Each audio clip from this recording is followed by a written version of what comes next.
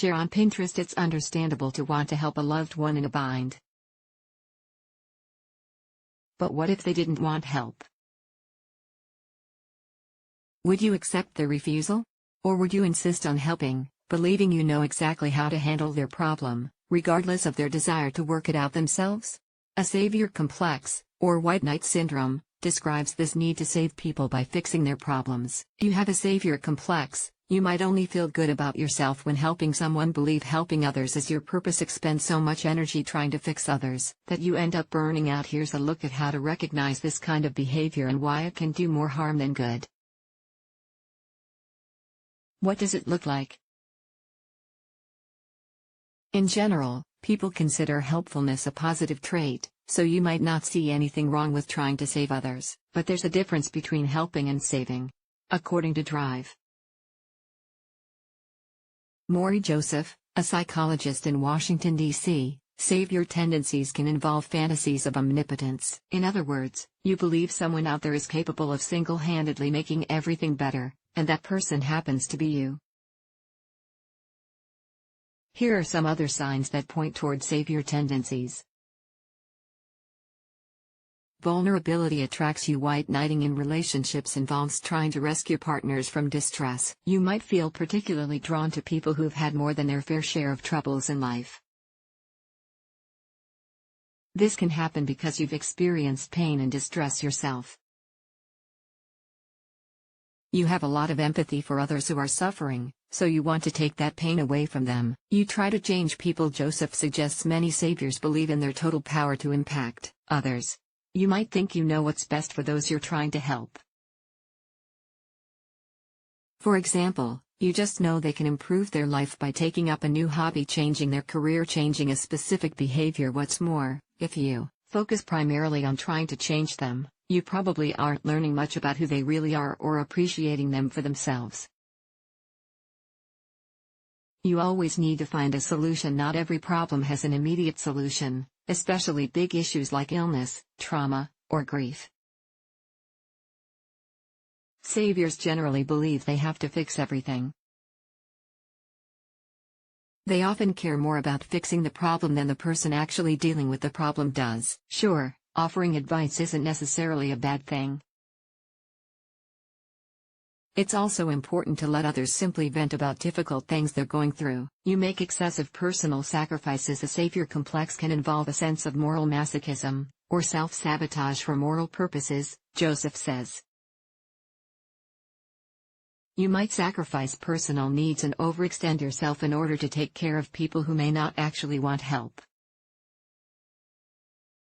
These sacrifices can involve things like time, money, emotional space. You think you're the only one who can help. Saviors often feel driven to save others because they believe no one else can. This ties back to fantasies of omnipotence. Maybe you don't really believe you're all-powerful, but believing you have the ability to rescue someone or improve their life comes from a similar place. This belief can also imply a sense of superiority. Even if you don't have a conscious awareness of this, it can come across in the way you treat your partner. For example, maybe you take on a parental role by patronizing or correcting them. You help for the wrong reasons. With savior tendencies, you don't just help out when you have the time and resources. Instead, you bend over backward because it's the right thing to do, Joseph explains. You try to save other people because you feel you must, regardless of your own needs. You might also believe your needs matter less. Some people might focus on helping others when they feel unable to manage their own struggles. They have unresolved trauma or difficulties in their own pasts. How does it affect you? Attempting to rescue someone from their problems often doesn't have the desired result. Even if someone does change as a result of your efforts, these effects may not last long, unless they really wanted to change for themselves. Savior tendencies can also have a negative impact on you, especially if you can't curb them. Burnout. Using all your time and energy on helping others leaves you with little energy for yourself. Saviors might see symptoms similar to those in people taking care of ailing family members, Joseph explains. They might feel fatigued, drained, depleted in various ways. Disrupted relationships. If you think of your romantic partner, or brother, or best friend, or anyone else, as a tough repair project with great potential, your relationship probably isn't going to succeed. Treating loved ones like broken things in need of repair can make them frustrated and resentful. Plus, this can lead to other issues, such as codependence, down the line. A sense of failure. With a savior mindset, you believe you can't fix other people's problems. Realistically, you can't. No one has the power. This preconception leads you to keep chasing an experience that doesn't exist but provides you with consistent opportunities for disappointment, Joseph explains. You end up facing failure after failure as you keep living out the same pattern. This can lead to chronic feelings of self-criticism, inadequacy, guilt, and frustration. Unwanted mood symptoms. A sense of failure can lead to plenty of unpleasant emotional experiences, including depression, resentment, or anger toward people who don't want your help, frustration with yourself and others. A sense of losing control. Can you overcome it? There's a lot you can do to address savior tendencies. Just identifying this mindset is a good start. Listen instead of act. By working on active listening skills, you can resist the urge to help. You might think your loved one brought up the problem because they want your help. But they may have only wanted to tell someone about it, since talking through issues can help provide insight and clarity. Avoid that urge to cut them off with solutions and advice and listen empathically instead. Offer assistance in low-pressure ways. It's best to avoid stepping in until someone asks for help. There's nothing wrong with wanting loved ones to know you're there for them. Instead of taking control of the situation or pressuring them to accept your help, try putting the ball in their court with phrases like, "Let me know if you need help. I'm here if you need me." If they do ask, follow their guidance, or ask what you can do, instead of assuming you know what's best. Remember, you only control yourself. Everyone faces distress sometimes. That's part of life. Other people's problems are just that, they're problems. Of course, you can still help them. You also have to remember that no matter how close you are to someone, you aren't responsible for their choices. Someone might not have all the answers right away, and that's okay. They're still the best judge of what's right for them. Do some self-exploration whether they realize it or not. Some people may try to help others because they don't know how to address their own trauma or emotional pain.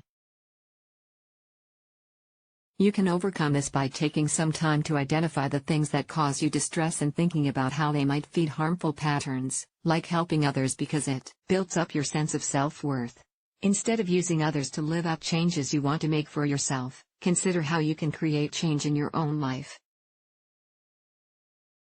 Talk to a therapist. Working with a therapist is never a bad idea when it comes to getting a better handle on what drives your behavior. It can be especially helpful if you want to uncover and work through painful events from the past. Savior tendencies affect your relationship. You feel empty or worthless unless someone needs you. Even if you aren't sure how to deal with savior tendencies on your own, a therapist can offer guidance and support. What if someone's trying to save me?